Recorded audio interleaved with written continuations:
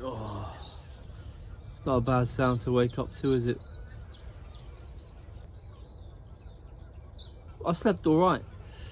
Wasn't comfortable. I knew it wasn't going to be. But it's time to get up.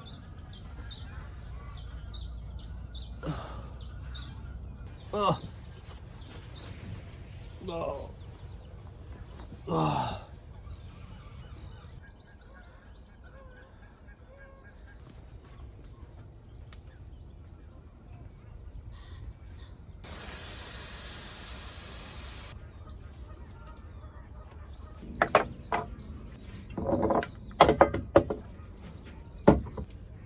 I'm a little bit disappointed with this power bank.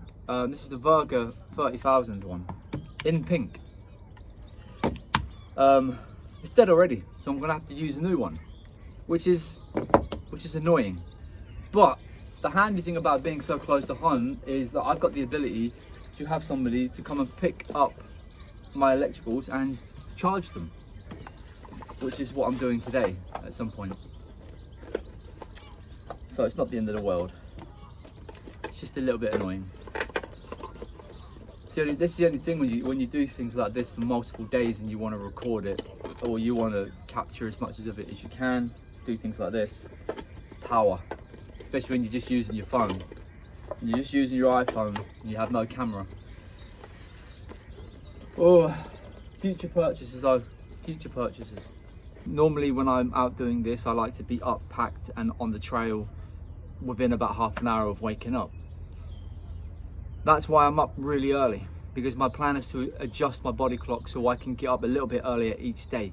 So it gets down to around about 5:45 in the morning that I'll be getting up. Yes, I know it's really early and it's going to take a while for my body to adjust to that, and it will be tiring, but it'll be worth it, because you know, going to bed between 9 and 10 and waking up at like 5:45 in the morning, you're having a full day and you're still getting a decent night's sleep as well.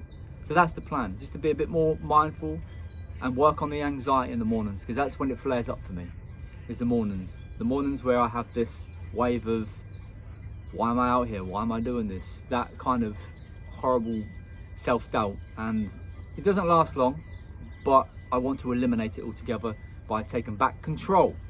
Anyway, it's a bit deep for first thing in the morning, isn't it? I'm gonna get my sleeping bag packed up, we're gonna chill, get a coffee on, have something to eat, and just absorb all this for the next hour or so before we head off.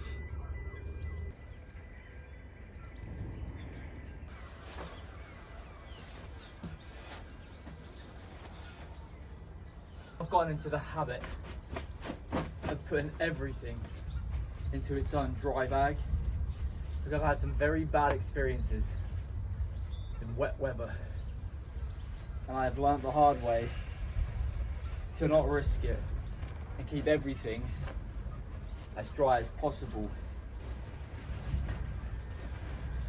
Right, it's literally just as simple as rolling up your sleeping bag and stuffing it back in its stuff sack and then packing your bag. It's literally like 10, not even 10 minutes, between 5 and 10 minutes to pack up.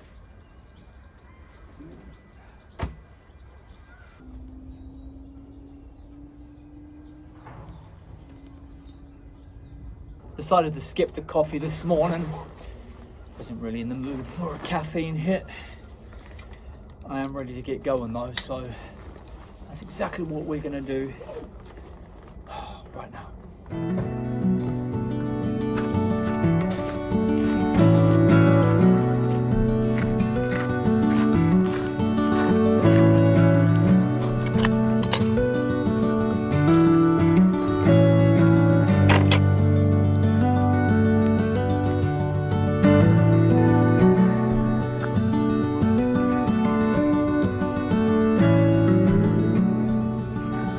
Bit of a chilly one this morning. So that right there is willow. One of the key identifiers that I've recently just learned about willow is that the buds, the flowering pods, they lay flat pretty much on the twig, and the male flowers on that are the ones with the yellow pollen stems on them. Feeling a bit I don't know what word to use, heavy this morning. My body feels heavy, and so does my mind. It's going to be a nice day, I think, when the clouds part.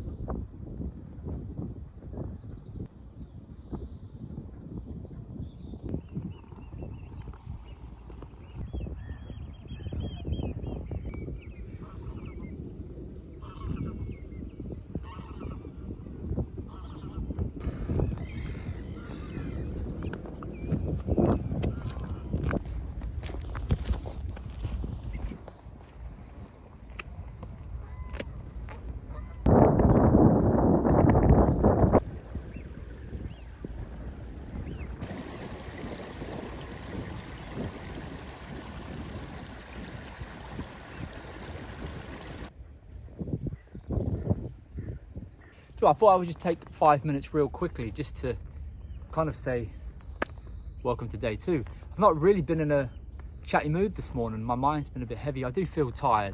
It's probably a lot to do with it. And I've just been trying to take all this in. Again, I said this yesterday, but Suffolk is absolutely beautiful. The walk from Trimley Marshes all the way up to the Orwell Bridge, along this stretch of the river, along this side, is beautiful. We're about to walk through Levington Marina, and again, that area is beautiful. Then you've got the lagoon, Nagton Shores. You'll see it for yourself. It's absolutely stunning. And behind me on this hilltop, you can see these larger leaves down here. That's Lords and Ladies. It's in the video yesterday as well. Grows everywhere. It's inedible. It's got oxalate crystals in it that kind of explode in your mouth like razor blades. You don't want to be swallowing that. But it can be confused for wild garlic, but I have not seen any wild garlic out here yet to compare the two. So, but when I do, I will show you the difference. And plus you can smell it as well. But yeah, I just thought I would just say hey, because I've not really been in a chatty mood.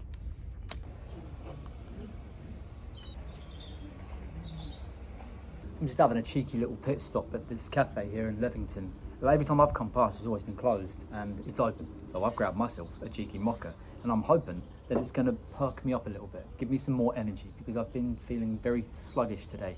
But I'm going to take the opportunity whilst I'm sitting down to bore you some. I'm about to bore you with some etymology of the place names, something that I learned, something that I didn't actually expect to enjoy, but I kind of went down a rabbit hole with it. So let's start with Trimley. Trimley, I've got my notes right here. So possibly Old English, and either Tryma or Trum, a personal name, and then the word Lee at the end, And Old Saxon or Old English is wood clearing. So it could basically be Thrymus clearing or clearing belonging to Trum. So the word Lee at the end was originally a woodland clearing for farming and early Saxon agriculture. So that's where Trimley, they think, got its name from. Moving on to Levington, 7th to 8th century in origin. In the Domesday Book, it was known as Leventuna. Old English, Leotha or Leotha, a personal name meaning dear or beloved. And the ing part, it refers to people of or the followers of. And then the ton part at the end is a farmstead or an enclosure. So it would be the settlement of Leotha's people. And the Ington, the INGTON, organised clan settlement in 6th to 8th century. So it's basically a settlement settled by people that followed somebody called Leotha. There you go. More later. Oh, that was a much needed coffee stop, that was. I'm hoping that's going to kind of give me a bit more energy because I've been very lethargic today, very fatigued. But I've been having some very late nights. I got into some very bad habits when I got back from Wales over the last 2.5 weeks. And I feel like I'm going to feel like this for a few days until I sort my sleeping pattern out. Well, hopefully that coffee is going to kick in momentarily.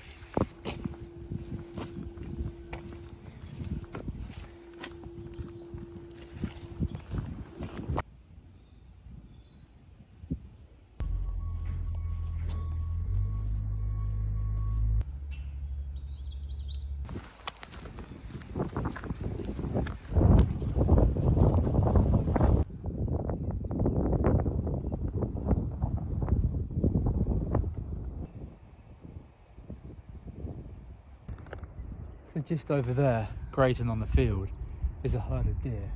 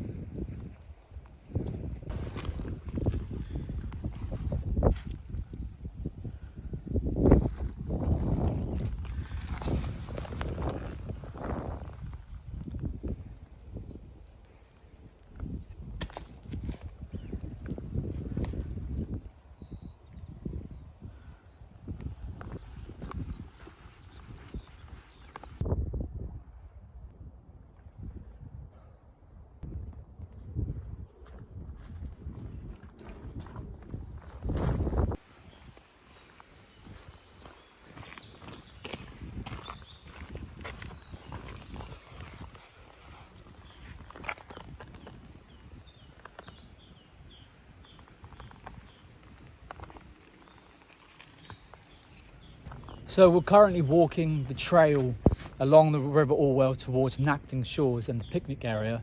I am going to bore you with the etymology of Nacton. I will do that, not just yet, but that is coming, don't you worry. And again, it's ton. It ends in ton, which Old English is homestead. And Nact, well, I don't know how to pronounce it in Old English, like Hake or Haith or something like that, which is the person's name. So Nacton was named after that. It's basically elevated ground that had good soil for farming, and it was easily defensible, and Nacton was born. Nacton village was born. So yeah, you know what, I don't need to tell you later because I just told you right now. So anything that ends in TON, Old English would be TU hyphen at the top, dash at the top, N, which would be ton, which is homestead. So anything that ends in ton, TON, in Old English would have meant homestead or something like that, farm or homestead. And then the first part would have been potentially somebody's name, because the Saxons used to like to name their places after themselves. And there's a lot of this to come on this particular journey, but this is absolutely beautiful. A lot of old growth here, a very ancient track, a very ancient trail that's probably been walked for centuries. You know, even if it doesn't look it, it's probably been walked for a very, very long time. I love how these two trees have fused together at the base to create two massive trunks right here, like this perfect V. It's incredible. Trees are just amazing. Look at that.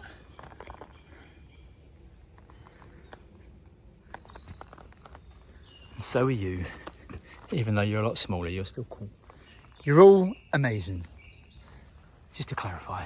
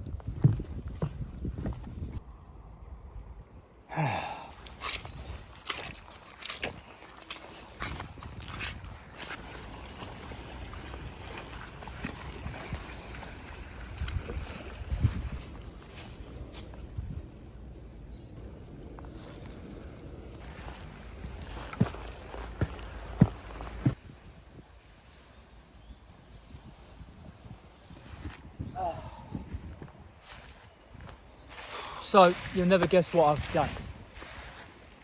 I put my Swiss Army knife down on a fence post about 3 or so miles back to do a little video, and I forgot to pick it up again.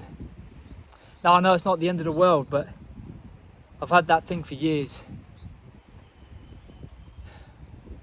I could have gone back and looked, but it would have peeved me off even more if I'd have gone back and it was gone. And there's been a lot of people up and down this part of the trail. Nacton is a very popular walking spot because it's accessible by car park. To be honest with you, that's put me in a bit of a foul mood. I know it's just a material possession, but I literally took that everywhere with me. Oh!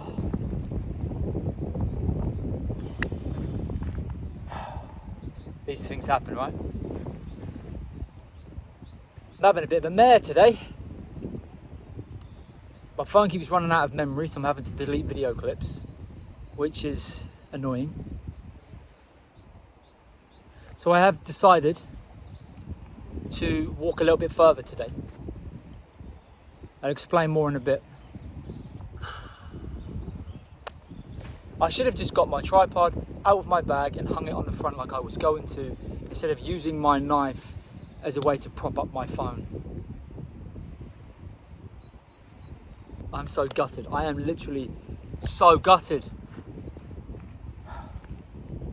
In other news, look at this absolute behemoth, beautiful old sweet chestnut tree. Look at that. That has been standing here gracing this shoreline for a very long time. You can see the old Victorian boundary here. The old iron fence here would have been the old boundary to the property behind me.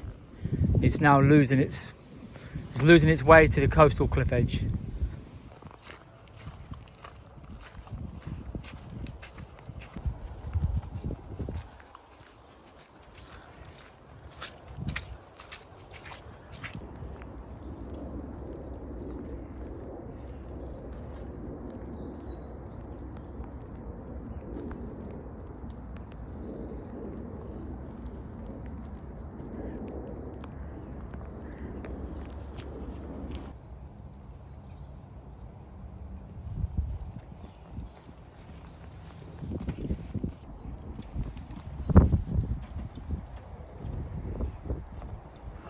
I'm so annoyed about my Swiss Army knife.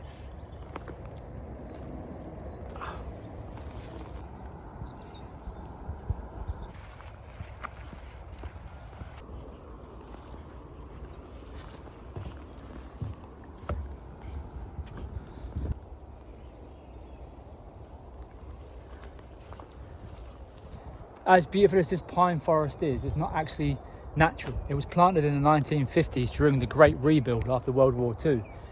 You know, the world, or the UK, needed lumber, so they planted these plantations all over the place. So yeah, now we've got loads of old growth mixed in with some young growth, and it's now a managed site of conservation, which is pretty beautiful. So I said I was going to update you on my plan. So the plan originally was to walk, find somewhere to get my tent up within this area, and then head into town and around the other side of the river tomorrow morning. But I'm going to push on a little bit further today to where the trail takes me, just outside of Lancia Park, where there's a little woodland ravine that you follow. I'm going to end the day there and then probably head back to civilization, back into four walls and a roof, because it's literally just down the road, to get a recharge and a rethink, because my phone keeps running out of memory. I thought I had paid for 2 terabytes worth of data on my phone, or memory on my phone, but it keeps running out. And so I'm going to need to go back and figure that out, or offload some of the videos that I've already taken to clear some space. I can't really do that with data. I need Wi-Fi. So that's one of the positives about doing this walk, starting from Felixstowe heading back to Ipswich, is that I get that little layover for a day to have a reset and a refresh and a rethink of how I'm going to do this going forward.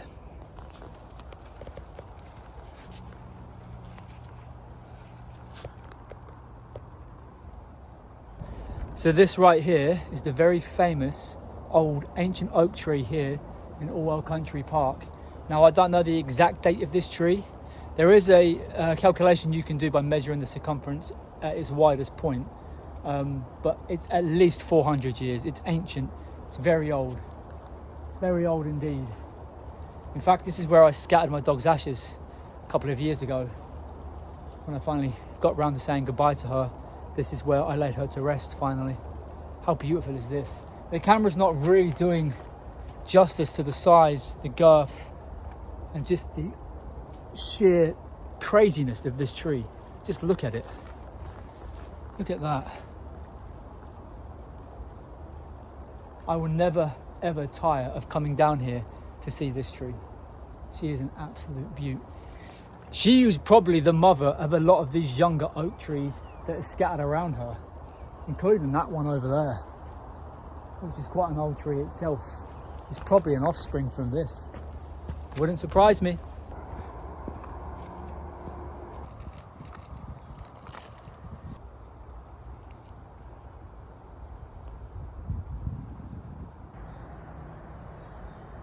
Something I never noticed before coming down here is very similar to earlier, where these two trees are sharing the exact same space. The only difference is these are two different species. This here is a cherry tree or a gean tree, and this is an oak. That's cool. I'll give them both a hug. Oh, you guys are amazing.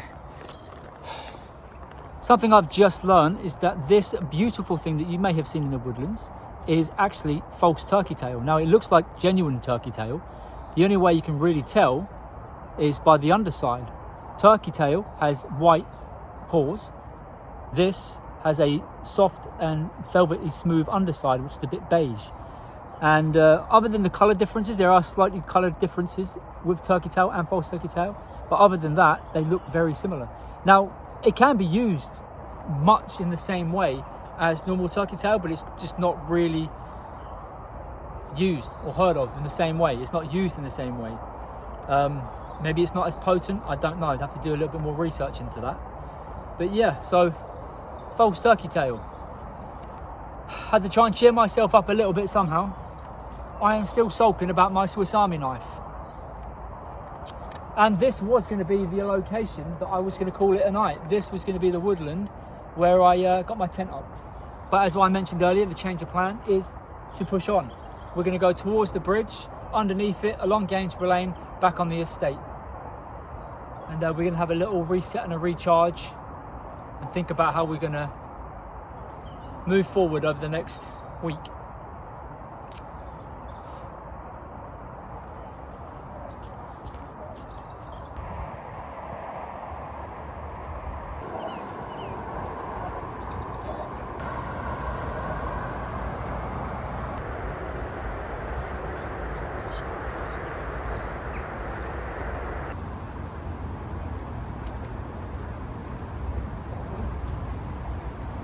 This right here is one of my favourite words at the moment. Marcescence. When a deciduous tree keeps its leaves that they're meant to shed, it's called marcescence. And scientists don't really know why they do it. There's some theories, but it's not scientifically proven. But this is known as marcescence. And we've even got some wasp galls on here as well.